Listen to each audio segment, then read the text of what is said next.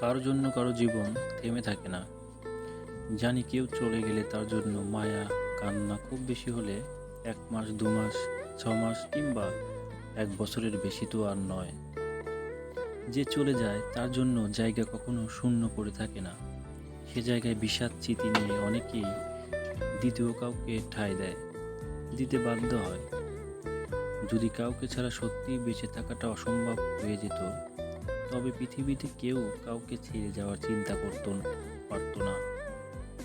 থেকে যেত, রেখে দিত, যে কোনো কিছুর বিনিময়ে হলেও। প্রকৃত ভালোবাসা বলতে পৃথিবীতে আজকাল কিছু নেই।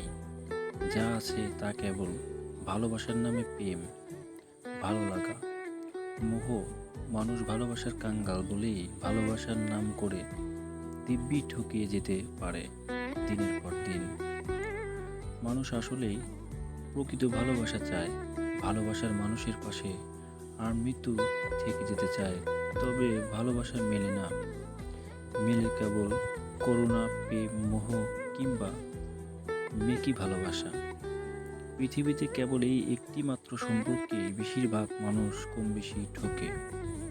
সারা জীবন একটা মানুষের ভালোবাসে আগলে রাখতে গিয়ে বিপরীতে পায় অবহেলা নয়তো প্রতারণা।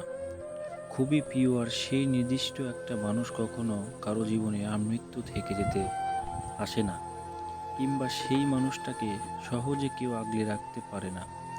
সেই শূন্য জায়গা হর হামেশা জন্য কারো স্থান হয় মনের অজান্তেই। লেখা মোহাম্মদ ফাহাদ মিয়া।